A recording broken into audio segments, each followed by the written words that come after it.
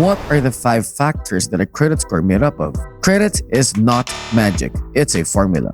Formulas are just numbers. Once you know the formula, you're good. You will realize your score is just made up of aspects of your credit report. There are 5 main factors that make up a credit score. Payment history, 35%, so equals 192 point swing. Obviously, the most important part of your credit. Don't miss payments ever. Do whatever you need to do to make your minimum. You do not need to pay the entire balance to avoid a missed payment, only the minimum. Late payment will affect you the worst in the first 6 months of it happening. After that, it will eventually be the least effective type of derog mark to have on your credit report. After 24 months, you essentially don't need to worry about one single late payment if it is the only time it happened on your credit report. The 24-month look-back period is what matters the most. Utilization, 30% equals 165 point swing. Usually you will be given your average utilization, but that is not a good factor to help you decide what balances to pay down or not. Utilization of individual cards is more important.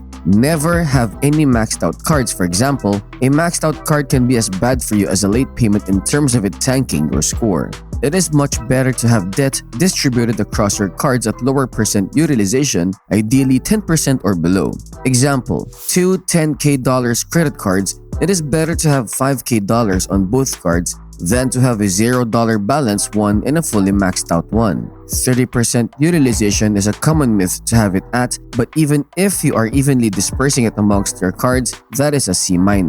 You're on the brink of banks being scared, and that does not help at all. You want 1 to 10%, ideally 1 to 4% always per account. I practice the all but one strategy where if I have 5 credit cards, I have $0 balances reporting on 4 to 5 cards, and on one card, I show a balance of 1 to 4%. That's the easiest and best in my opinion. Why not all just 0%?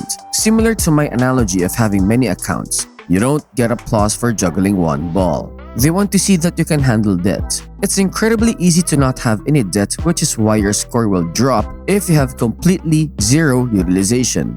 This would be like you expecting applause for not juggling at all. Credit average age, 15% equals 82 point swing. A strong foundation with multiple accounts is a must, so it doesn't completely crash later if one account happens to fall off. Having multiple accounts will increase the base that is growing simultaneously in age. You can't speed up the aspects of credit, so it's important that you do this as soon as possible. You want 3 to 5 accounts building your profile up right from the start. Credit mix, 10% equals 55 point swing. You need to show that you can handle revolving and installment accounts. This is called having credit mix revolving equals you can use it monthly and pay it back, stays open. Credit cards. Installment equals you agreed to a certain term length and payment which will eventually be fully paid off and close. You cannot reuse it. Car loan, personal loan, student loan, mortgage. Ideally, the average person should have 2 installment accounts on their report and 3 to 5 revolving accounts. I will teach you how to place high-quality installment loans easily on your report in a future section if you don't currently have any.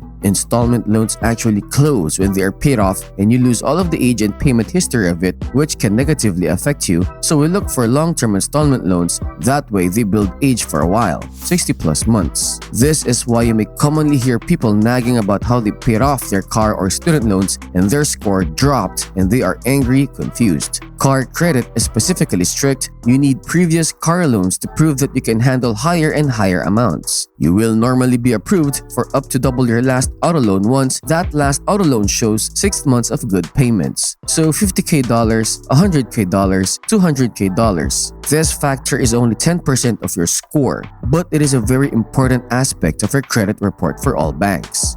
They look at this to be able to see what relative products you have experience with. Most good credit products will deny you or give you underwhelming limits if they see that you've never had credit mix. So this is important. New credit opened plus inquiries, 10%, 55 point swing. When you apply for any new credit product, it will be reported to your credit profile and banks can see that it's brand new, 0 months old. Accounts 6 months under are considered very new accounts, and that will usually scare other banks from lending to you in that time period. Between 6 to 12 months is better, but some banks even look at accounts in the last 12 and even 24 months to determine whether or not they want to lend to you. These are known as bank rules that each particular institution might have. They are not all the same. It is important to know these to plan out your long-term strategy. After 24 months, an account is considered seasoned and is no longer a worry in terms of age. Inquiries are loosely tied to this credit factor. They don't matter as much as everybody makes it seem, but in the short term they do.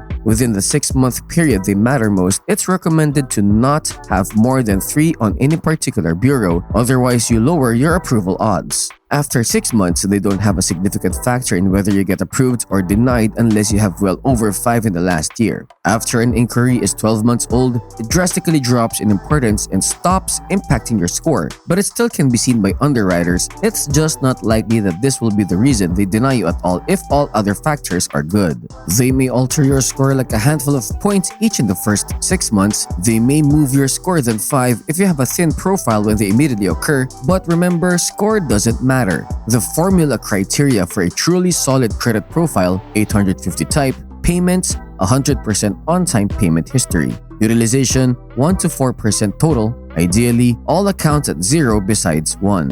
Banks like to see paid-off balances, but also need to see utilization. This does not mean that you have to not use your cards. You can use them as much as you want, but just make sure that they end up reporting with a 0 balance on all of them, besides 1, ideally. Soon, we will break down how to control what a credit card reports to the bureaus based on understanding your statement date and due date. Credit average age: at least 1 card 12 months old, and ideally 3 to 5 primary accounts holding you up at a true 2+ years of history. We do look at authorized users to be the end-all solution to average age. Even though those can give you a boost in the beginning, they are more synthetic and hold far less weight than if it was age from our primary accounts.